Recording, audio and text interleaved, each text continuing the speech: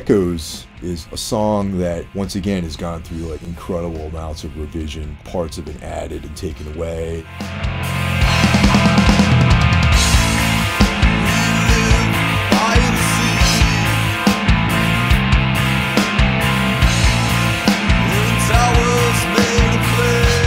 Basically started with that first riff, that sort of arpeggio, played that for hours in the practice space, figuring out what to do next after that. We just had this vibe, basically those three notes, a lot of drum variations. It sort of blossomed into this entire song, and I think the song clocks in like close to 7 minutes or something. That song definitely has a beginning. It starts in one place and it ends somewhere else, completely different. That sort of ties in with the concept lyrically. First lyrics, you know, we live by the sea and towers made of clay. The idea that I had is based on a lot of the writings of Graham Hancock, the Egyptologists, who believed that there were different civilizations, that we may have actually been at a level of technological advancement that we're at right now, like thousands of years ago.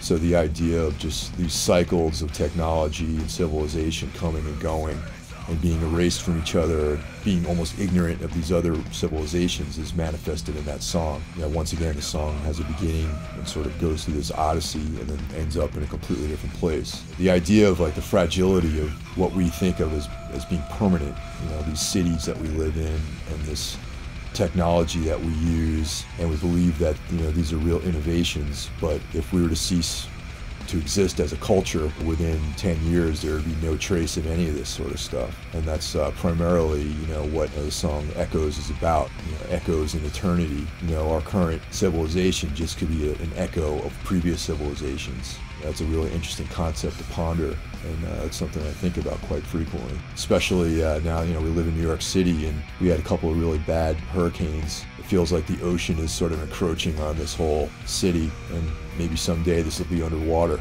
So that's something that was in my consciousness during writing these lyrics.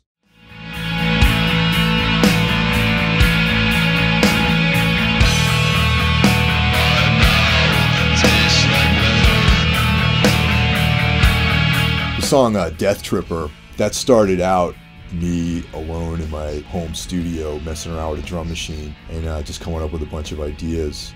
The song, once again, was one of those really quickly written songs. I think I wrote that entire thing in one evening. Then when it came time to write the lyrics, I actually went back to a journal entry from easily 15 years ago. I just found the lyrics just fully formed, completely written from like another previous life almost, and that became the lyrics to the song, Death Tripper. Thematically, it sort of fit in with a lot of the things that were on the record already. You know, death. You know, this song particularly has to do with like self-destruction and being stuck in this sort of pattern, not knowing how to get out of that pattern, and just feeling your life slip away. The only sort of control you have over this pattern is ending your life and stepping out into this unknown, you know, void.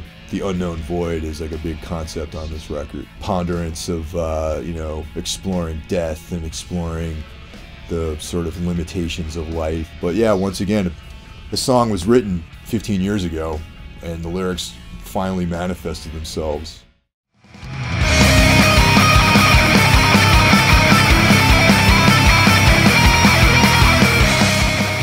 Edge of Darkness, you know, that's a song that we wrote that really quickly. Once again, all the parts just sort of seem to fall together. You know, that's similar to Seance. I think thematically that song has a similarity with the lyrics to Seance. It has to do with sort of the shamanistic belief that, you know, our third eye opens at the moment of death and we transport ourselves into a spirit world, bridging this other existence from our physical manifestation. That song, you know, primarily has to do with that sort of subject matter, which is thematically similar to Seance. The ending of that song, we wanted to really create a very epic sort of feeling. We revised that. I remember even in the studio, we played around with different ideas, and that's probably the only time we've actually written anything in the studio. It was on this particular song, and for the ending, we just had to tighten it up a bit. You know, typically everything's written completely beaten into the ground by the time we get down to recording. so that it just is a matter of executing. In some ways, being in the studio is the least creative part of the whole process, because we're just trying to execute things and put together like the best possible performances that we're capable of.